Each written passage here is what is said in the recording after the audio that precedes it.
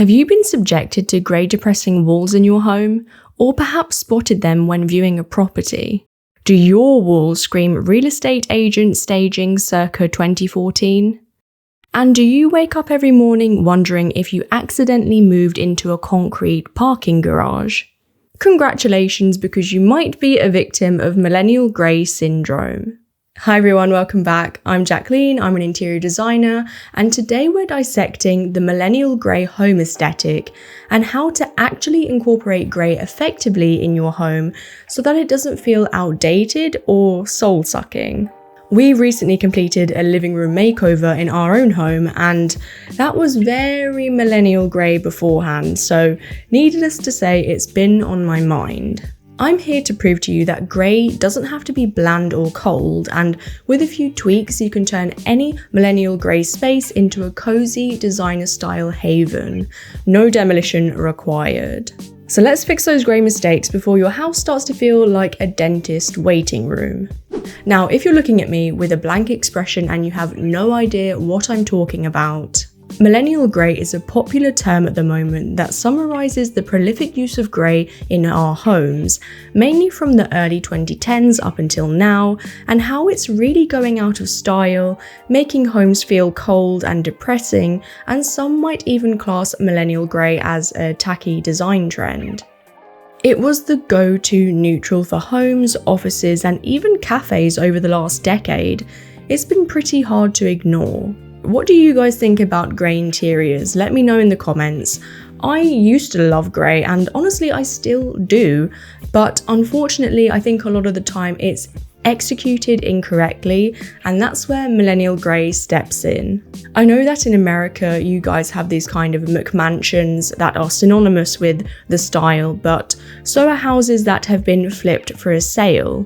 Now, we don't really have McMansions here in the UK, but what we do have are things called new builds, and they're simply new properties with usually no character and normally crammed into a housing estate so that property developers can sell as many as possible. And like McMansions and house flips, they've garnered this stigma of having millennial grey interiors. But why did grey take over our homes and really dominate the property market? I believe there's a couple of reasons.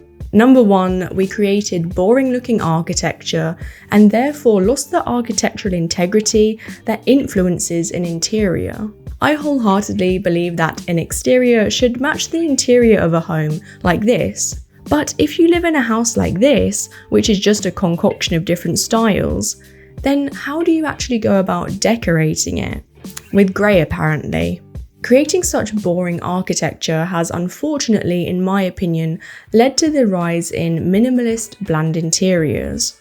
And another reason I think it skyrocketed is because of the Scandinavian interior design style trend.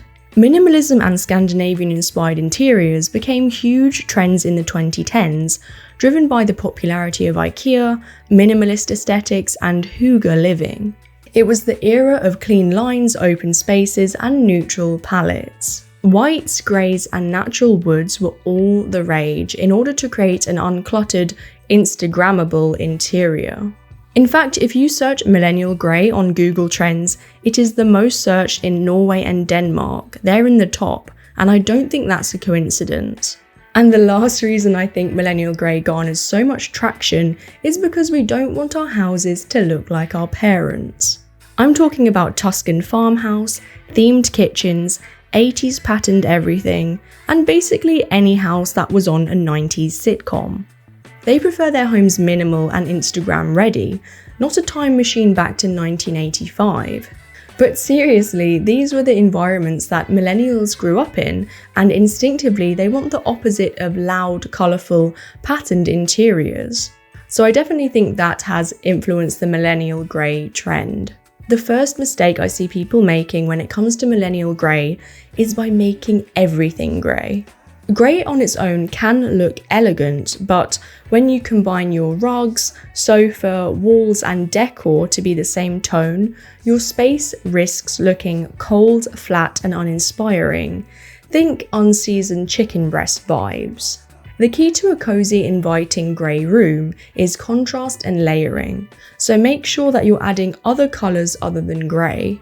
Warm tones, creamy whites and beiges, blue or whatever it is, it's going to break up the monotony and give your grey a sense of personality.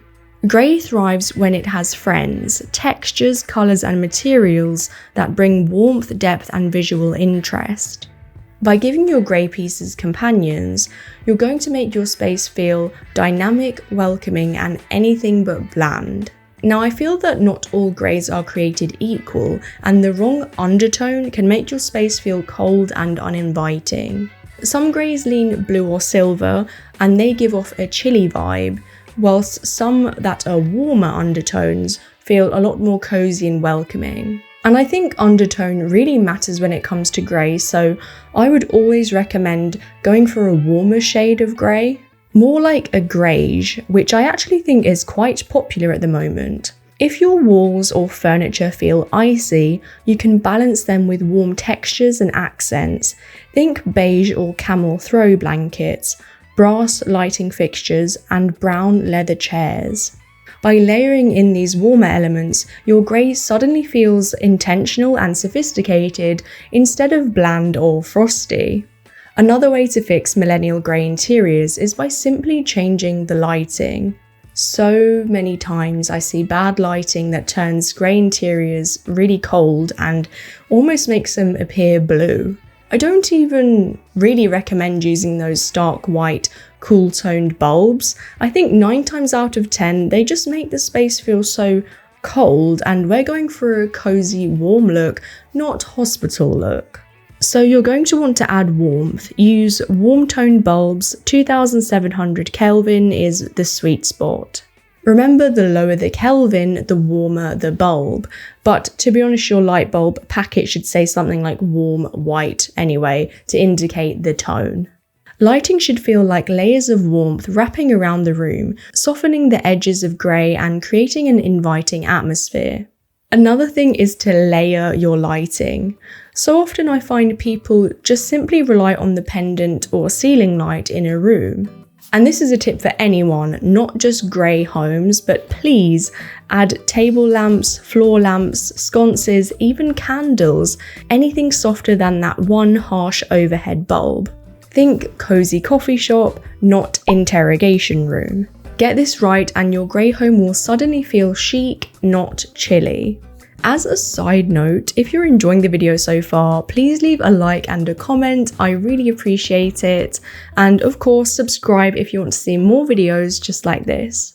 A lot of the time, the problem with these interiors is that they feel one-dimensional. One of the biggest reasons grey homes can feel bland is because everything is smooth, flat and one-dimensional, especially when all the walls are painted in one colour, and the wood floor is grey wooden laminate throughout. When you layer grey walls with a grey sofa and a grey rug, all in similar finishes, you end up with the space that feels lifeless, no matter how trendy the colour once was. The secret to making grey cozy is texture, texture, texture. Think chunky knit blankets draped over the sofa, linen or boucle pillows, woven baskets, jute rugs, or even a mixture of matte and glossy finishes. Texture adds depth and warmth, making a grey room feel dynamic and warm, and without it, it just feels kind of unfinished, like it's missing part of its soul. Also, if you really want to make sure all of your walls are grey, I would just say to add a textured wallpaper to maybe 1 or 2 walls. Textured wallpaper just helps to break up the monotony of the room, even if it's grey wallpaper itself. It just helps to add some intrigue and dimension. By blending tactile fabrics, you give your space depth and a sense of luxury without needing to add any more colour. The 5th interior design tip I have for you when decorating with grey is to add greenery. A grey room without plants looks lifeless, and it just adds to that cold demeanour. And the quickest way to cozy up grey is to invite nature back in. Add a few leafy green plants, style a vase with fresh or dried branches. They help balance the coolness of grey and makes your home feel grounded. I especially think you need to do this in the kitchen and the bathroom, because I feel like these 2 spaces can very quickly become quite sterile looking when lots of grey is present. Nature instantly softens hard lines and sterile finishes, and it really creates that sense of warmth and an organic sense of life. One of the biggest secrets to making grey look intentional and stylish rather than flat and boring is contrast. Now, we've talked about this a bit by adding warmer tones, but you can also add black accents and metallic finishes for extra contrast. Adding wood, black or white accents keeps grey from swallowing the room. The moment you introduce light and dark tones against the grey, the whole room comes alive. I just want to highlight this in this living room setup in all grey. See what happens when we add some contrasting colours, textures and metallic elements? Suddenly the grey feels chic and elevated rather than lifeless.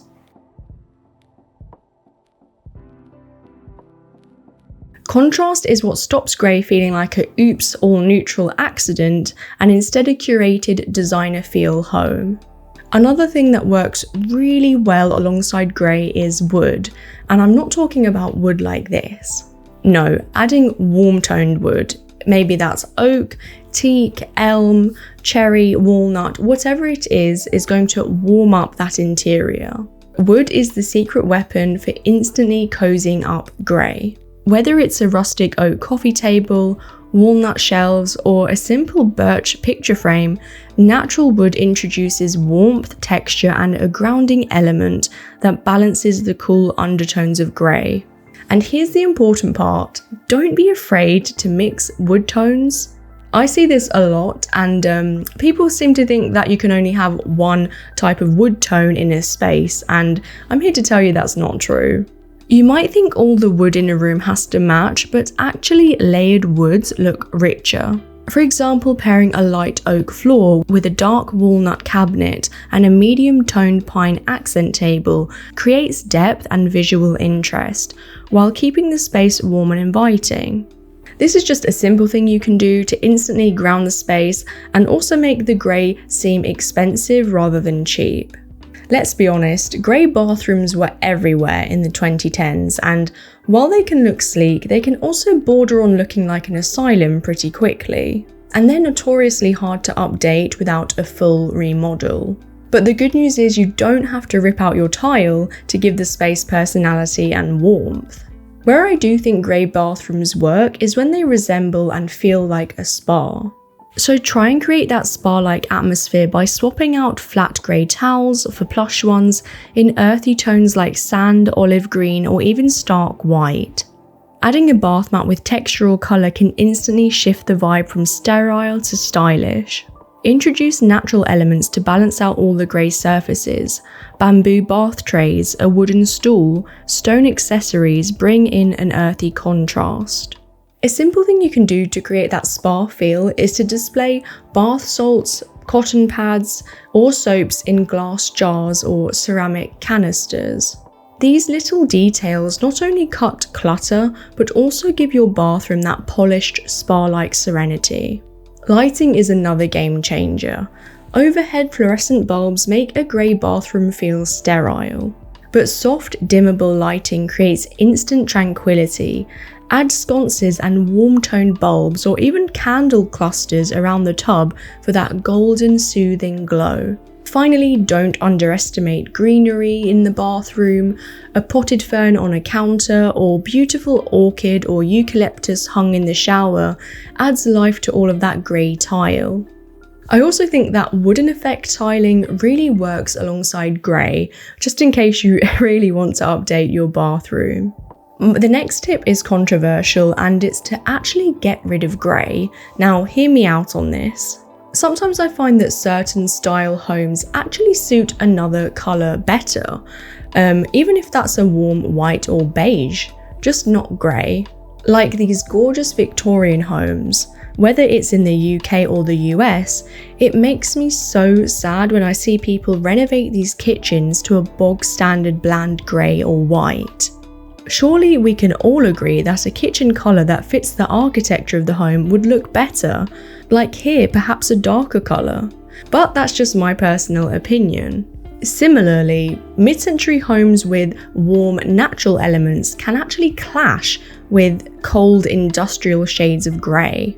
I just think that sometimes there's circumstances where it's okay, if not better, to get rid of the grey. And if the grey feels off in your home, it's okay to move on. Choose colours that enhance your home's character instead of hiding it.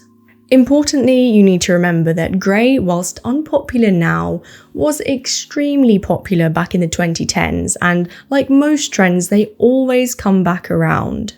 So I think the most important thing you can do is to develop your own sense of home style and just make sure that you're putting things in the home that you like, not just copying inspirational images you see on Pinterest. Please leave a like or a comment if you enjoyed the video. I read every single one and I really appreciate it, and it does really help to grow the channel. If you need help fulfilling your own design dreams, I've left our website in the description. I hope this video helped change your mind about millennial grey and how it's not always bad, but that's it for today's video, guys. I hope you enjoyed it and I'll see you in the next one. Bye!